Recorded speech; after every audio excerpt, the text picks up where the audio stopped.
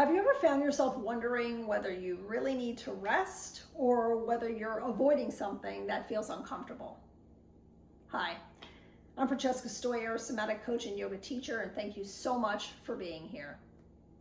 So this is a question I've asked myself on more than one occasion, and honestly, it wasn't a question I even knew to ask until I began learning about my nervous system and protective responses.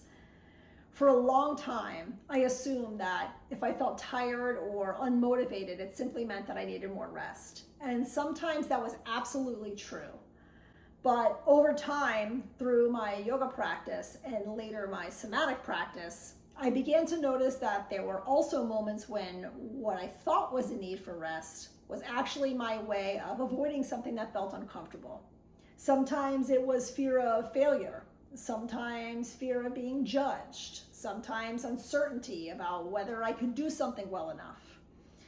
And looking back, I realized that my nervous system wasn't working against me, it was trying to protect me.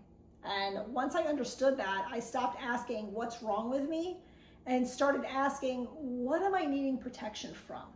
And that realization completely changed the way that I think about both rest and avoidance. Now, to be clear, that's definitely not to say that we need to push through when we feel like we need rest.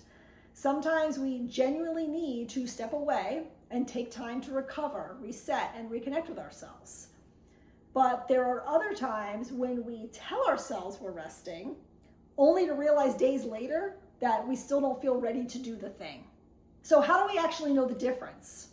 One of the things that surprised me as I learned more about the nervous system was realizing that avoidance doesn't always look the way we think it does.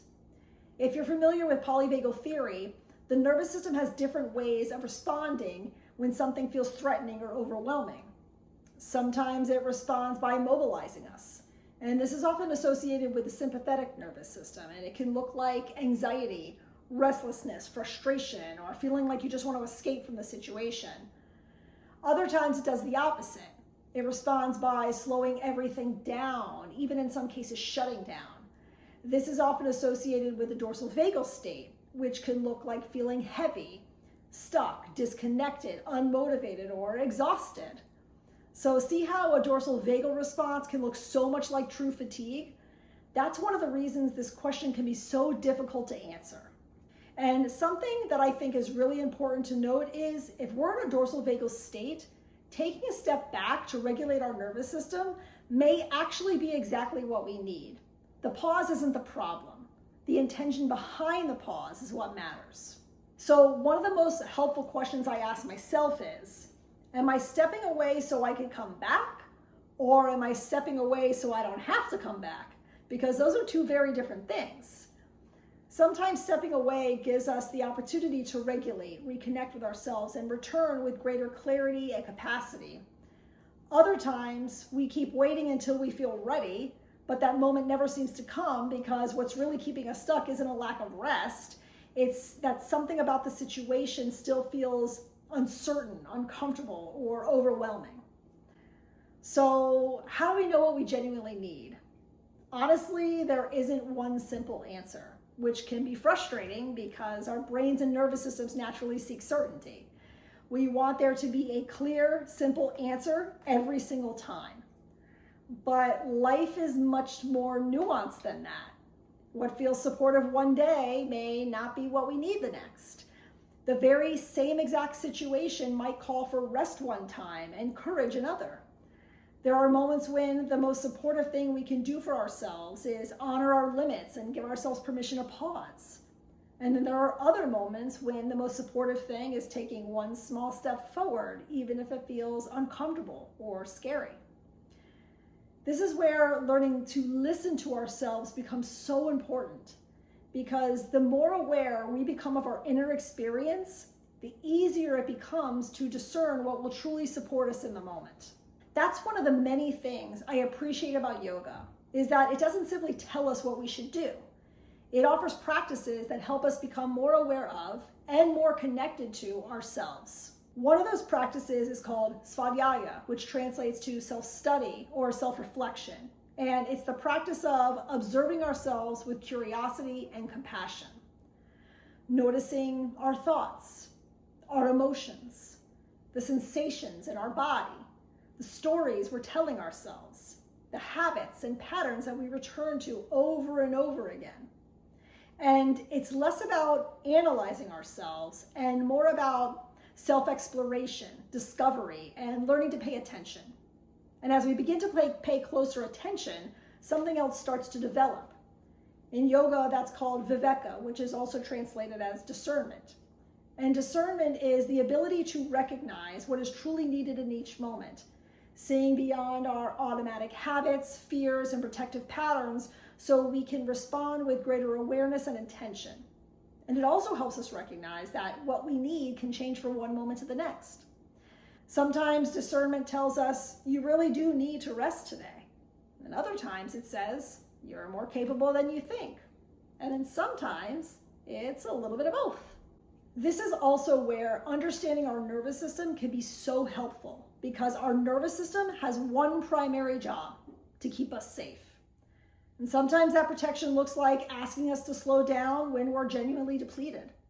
Other times, it may encourage us to avoid situations that feel uncertain, vulnerable, or uncomfortable. And that doesn't mean we're weak. It doesn't mean we're lazy. It simply means our nervous system is doing what it was designed to do: protect us. The challenge is that those protective responses aren't always the best fit for the situation we're in today.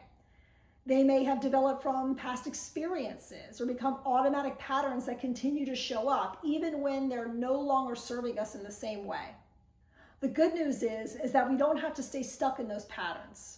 Through self-study, along with greater nervous system awareness and somatic practices, we can begin to recognize these protective responses with curiosity rather than judgment. And as we cultivate that awareness, we create more space for choice, allowing us to respond with greater intention instead of simply reacting out of habit. And over time, that growing awareness becomes the foundation for discernment, helping us recognize what is truly needed from one moment to the next. So when I find myself wondering whether I need to rest or push through, there are a few questions I like to explore. First, if fear wasn't part of this situation, what would I want to do? Sometimes that question helps me recognize whether I'm responding from exhaustion or whether fear and uncertainty are what's really driving my response. Second, if I took a break today, would I likely feel more restored tomorrow, or would I probably still feel the same? Sometimes rest does restore us, but sometimes it simply postpones something that's still waiting for us.